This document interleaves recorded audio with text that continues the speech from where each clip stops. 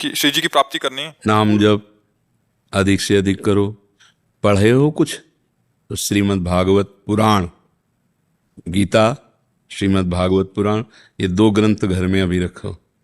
रोज प्रणाम करके 5 श्लोकों का अर्थ गीता जी का और 1 अध्याय 2 अध्याय भागवत जी का हिंदी से, वो भाव से पढ़ के समझो कि कह क्या रहे हैं। पाठ नहीं सुनाना है हमें, कोई फल फूल की बात नहीं, हमें समझना है कि शास्त्र कह क्या रहे हैं। और चतुरासी जी के 12 पद रोज पढ़ लो और बिना भोग लगाए ठाकुर जी का भोजन न पाओ। और जो गंदे काम जानते हो अब पुनः गलती ना होने पावे, सावधान रहो। और आधा घंटे नाम कीर्तन करो घर में, जो नाम श्री जी ने दिया है, राधा राधा राधा, जय जय राधा वल्लभ श्री हरिवन श्री वृंदावन श्री वंचन। आधा घंटा नाम कीर्तन करो, इसी से जीवन मंगलमय हो जाएगा। महाभागवत भगवान के जो जन हैं वो यही आचरण करते हैं।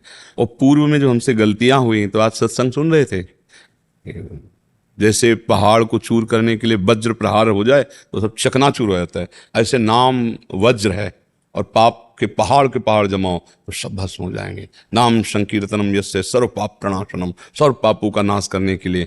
पर अगर कोई ये बल रखे कि हम दिन भर पाप करें और शाम के राम राम कृष्ण कृष्ण राधा राधा कह देंगे, तो उसे नामापराध लगता है, उसे डबल दंड मिलता है। क्योंकि ये चीज बचाव पक्ष के लिए है। हमसे पाप हो गए, अब हम सुधरना चाहते हैं, इसके लिए है। अब इसके बल से कोई पाप करे तो फिर विशेष दंड का अधिकारी हो जाएगा। तो इसलिए अब गलती ना हो। जैसे हम इतने पाप के तो पक्का नष्ट हो जाएंगे, पक्का विश्वास करो हमारी बात पर, बस साधन में चल दो। अब क्या है कि हम फिर वही पाप करें, क्योंकि आपको अपने को पता है ना, फिर बोल देंगे प्रभु मैं आपकी शरण में हूं, और फिर नाम जप करेंगे तो प्लस हो जाएगा, माइनस नहीं होगा। आपको अवश्य में भोक्तव्यम, फिर दंड भोगना पड़ेगा। और अगर हृदय से है कि अब तक गलती हुई अब नहीं होगी, तो सच्ची माफ हो जाएंगे, सब नष्ट हो जाएंगे, भोगने नहीं पड़ेंगे। भगवत प्राप्ति हो जाएगी तो कौन भोगेगा, सब खत्म हो जाएगा। ईमानदारी से चलो, सच्चाई से चलो। अच्छा देख भी लिया, मान लो अभी कोई बहुत ज्यादा उम्र नहीं, पर आपने बहुत कुछ बता दिया कि हमने खा पी के भोग के सब देख लिया। सुख क्या है? एक मन का आकर्षण मात्र है। नहीं तो रोटी दाल पा के देख लो, चाहे गंदे गंदे पदार्थ जो पेट ही भरता है। और कोई इतने बड़े बलवान तुम नहीं हो, तो कोई ये जरूरी थोड़ी कि गंदे पदार्थ पाने वाला बलवान होता है। सत्य संयम नियम से चलो तो तुम्हें एक आध्यात्मिक भागवतिक बल आ जाएगा।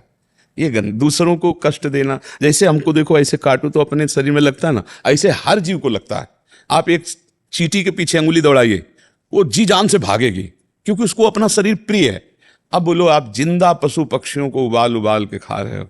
आप देखो मछली को देखो, आप उसको 10 सेकेंड पानी से अलग करो तो ऐसे नहीं करोगे, तो पानी चाहती है, वो जीना चाहती है, उसमें जीव है ना जीव। आप देखते हैं ना, अब उसको लोग कच्चा खा रहे हैं, भूंज के खा रहे हैं, काट कर लो।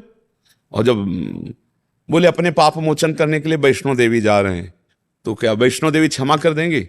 वो दंड देंगे। अभी सुधर जाओ, अभी प्रायश्चित कर लो, अभी भजन कर लो, अभी हो सकता है। नहीं सोचो कि तुम पापाचारी पाप करो खूब आचरण और चलो चलते केदारनाथ, तो ऊंचाई से बस गिरेगी तुम्हारी, पूरी की पूरी मरोगे उसमें, पक्का समझो।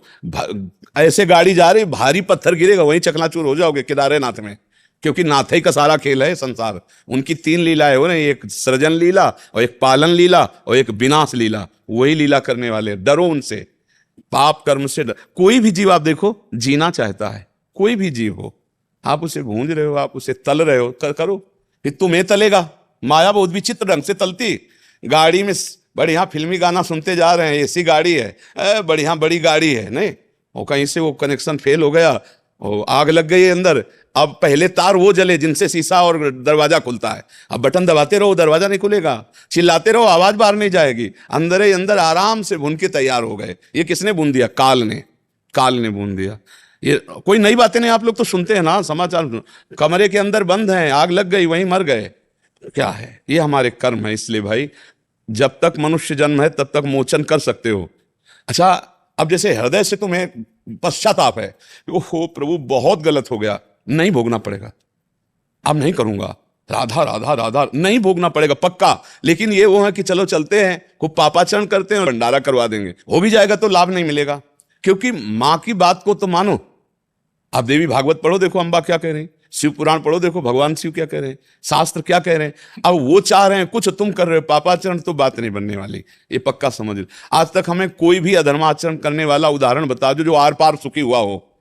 कुछ दिन के लिए सुखी दिखाई दे तो ऐसा मान लो जैसे फांसी देने वाले की आखिरी इच्छा पूरी की जाती ला, ऐसे उसके बेचारे की आखिरी इच्छा पूरी हो रही। जो पाप में बढ़ रहा है, पाप कर रहा है और खूब फल फूल रहा है, जिसे तुम कह रहे हो सुखी हो रहा, वो सुखी नहीं हो रहा, उसकी आखिरी इच्छा पूरी की जा रही। आगे देख लेना परिणाम, ऐसा विध्वंस होगा कि राहन को कुल रोवनिहारा, ठिकाना नहीं, मिट्टी में मिल गए, काल ने रौंद के फेंक दिया। इसलिए धर्माचरण करे। हाँ, जब पश्चाताप कर लोगे तो फिर भगवान एक अवसर देते हैं। अपिचेत सुदुराचारो भजते माम अनन्य भाग साधुरेव समंतव्या सम्यक व्यवसिता। ऐसा मैं बहुत नीच पापी हूं, मैंने बहुत गलत किया, अब नहीं करूंगा, चाहे मार डाला जाऊं अब गलत नहीं करूंगा। और राधा राधा पक्का सब क्षमा हो गया और भगवान के मार्ग में आगे बढ़ जाएगा।